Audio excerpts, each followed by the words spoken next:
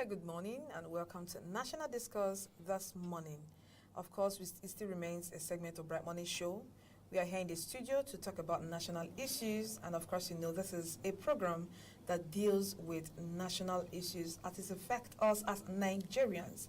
Of course, NCTV is all about Nigerian issues and discussions.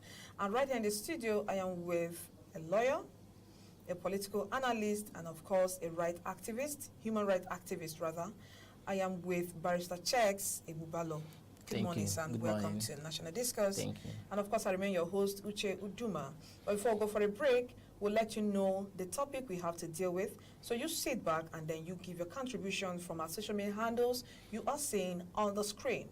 Today we are discussing injustice, a threat to nation building. You'll find out more and much about that when we get from the break. Please stay with us.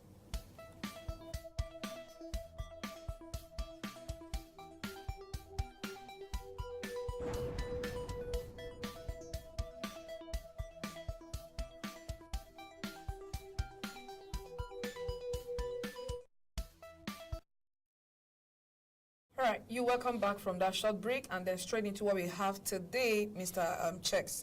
Barrister Checks, rather. We are looking at injustice, a threat to nation building. So we have two, things to deal with. We are looking at two heavy words. We are looking at injustice, and then we are still looking at nation building. So we wanted to lay a background for us into what injustice means. Of course, you're a lawyer, you have a different view of what it means, but of course we are talking to Nigerians, and so you will try to simplify it as much as possible. So we'll start with injustice. What do you think, on your own terms, what injustice means in this part of the country, Nigeria? Well, I see it from the view that when the right thing that is supposed to be done is not done, to the person who is consigned, to the community that is consigned, and let's say to people that is consigned as well, you can say that injustice has been occasioned on them or on the person involved. Then when things are not being done the right way, things not being done on the adequate form the law has prescribed for it, or the society see it that it should be done, we can say that injustice has been done. And to me, I would like to simplify that by giving an instance in Nigeria. We can say corruption and also inequality. Okay. In Nigeria today, corruption has dealt with us in a different manner, and it is getting out of hand.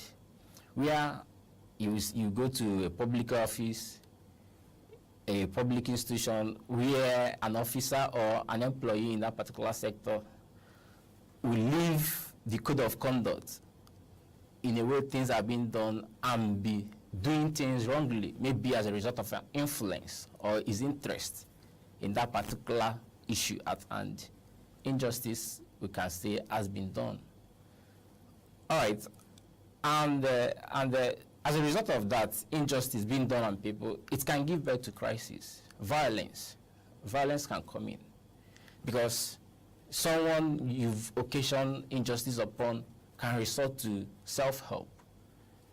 The person can say, okay, since injustice has been done on me, I will have to take laws into my hands. Okay. I wouldn't really want you to go into that. Okay. We still have to come back to that, Okay. We're just looking at the definition of injustice. Okay. Yeah, we are going back to the effect of injustice, Okay. the consequences of injustice and the different forms that injustice could take place. So you have defined what injustice means. Yeah. So we want to take us to nation building so that we can Okay. relate the two topics. Okay. Nation building, for that to be done or to be achieved, there are processes towards it. Okay. For instance, there must be a leader who will pilot the affairs of the nation, and the leader must as well bring in his own team that he or her is going to work with. Okay. And there are processes to bringing in the leader. When the processes are being done in the rightful way and the rightful manner it should be done, then I believe that the leader, based on the Constitution of the Federal Republic of Nigeria, should be guided. And the Constitution itself is being referred as the ground norm. It should be as a laid-down principle that will lead that particular leader in question, and the leader should be able to come on board with his own plan. Plan in the sense that the leader must be able to have a vision, he must be able to have a mission on what he will do within a space of time. Normally we have in Nigeria 4 years term. A leader that will be into power must not wait until he gets to the power for him to have an agenda on what to do. A leader must be able to be on his own while preparing to come on board, must be able to have his own plan on ground, set ready, pending the date of his swearing in to set everything in motion. But unfortunately in Nigeria today, we've not been able to have such leaders in the country. Okay. I wouldn't want you to go further that. You have defined what injustice means in your own terms. You've defined what nation building is. Now let us get down to the different forms of injustice you have. You know, you're going to flow from the court system, and of course you're a lawyer. That's why I gave you this topic, by the way. Now you're going to flow from the court system, which you're very conversant with, injustice from the court, from the judicial system. Of course, I'm talking about the court.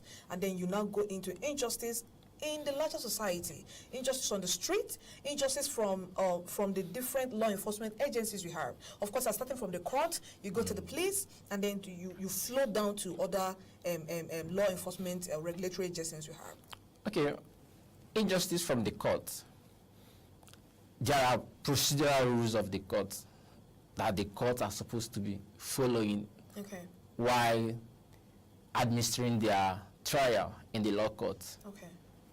And when a judge that's sitting in a matter leaves the scope of the rules of the court or ignore what the laws or the rules that is governing that particular court has said, to do what is not proper in that case, we can say that injustice has been done to the litigant. Okay, hold on there. Now, in a court, we have rules. We have rules for every single thing done. Of course, those rules are written down. Is it possible that a judge or a magistrate boycotts those rules and then gives out his own personal views on a matter? Is it possible? Well, it's not actually prevalent to see it from that point, but it is from the lawyers or the litigants in question. Let's say a plaintiff, an injustice has been done to the plaintiff in a matter, or to an accused person in the matter. But because of the influence of the litigants on the other side, it may be from the defendant, it may be from the plaintiff, because he wants to use his influence to manipulate the matter, he may as well come in there without coming to exhibit the laws, but rather to do things on his own wish.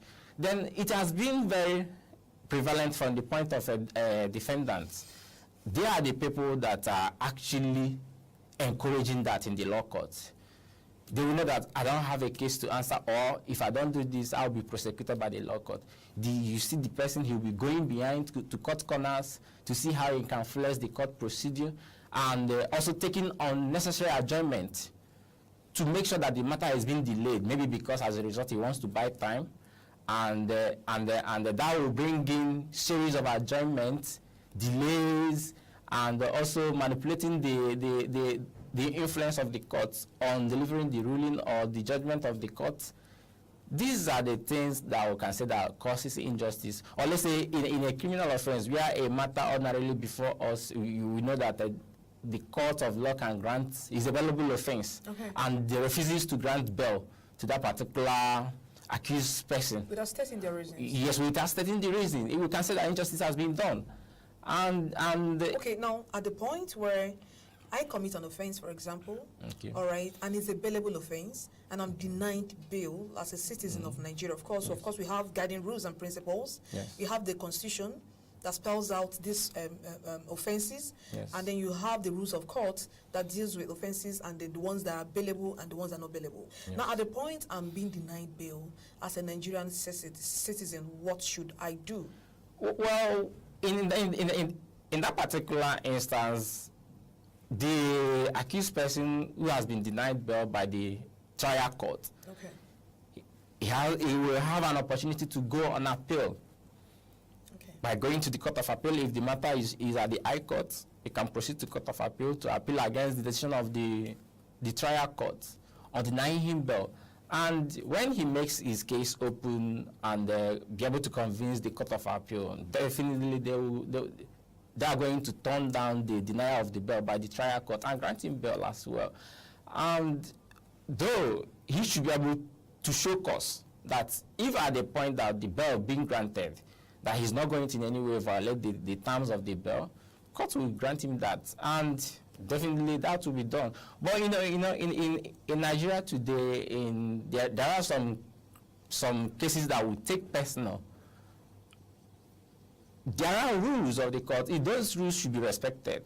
But because of our personal influence, maybe ethnic influence or societal influence, you see people preaching what is not the law. Okay.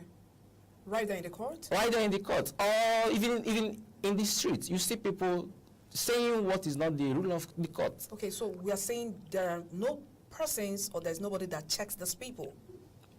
Yes, if the court has rules, which I know the court has rules, and of course we have a general rule that guides everybody. Of course, we're talking about the Constitution. Yes. Now, the people that administer justice, shouldn't they be checked? And who checks them? Yeah, they check them. NJC is there. That is their work, to check how courts are being managed or administered by the justices of the courts.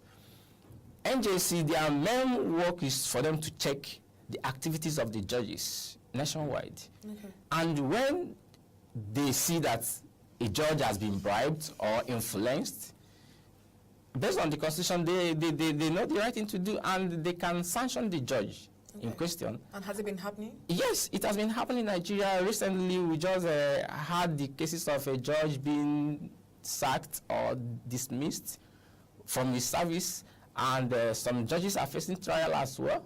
What was the reason? Or what are the reasons? Well, the reason is as a result of bribe.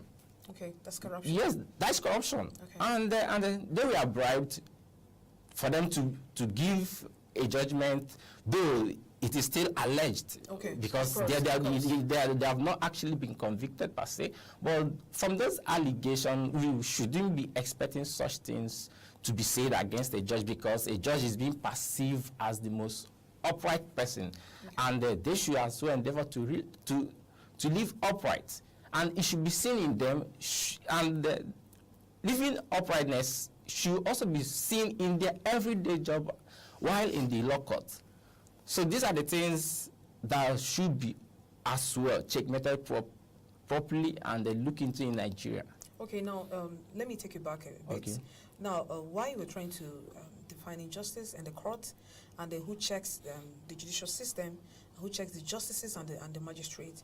You made mention of the agency in charge of these people. The National Judicial Council. Fine. Now, let us go back to police, and of course we have, before the matter goes to court, most times it originates from the police station. Yes. Now, what of matters that have not gotten to court? Okay. Now, yeah,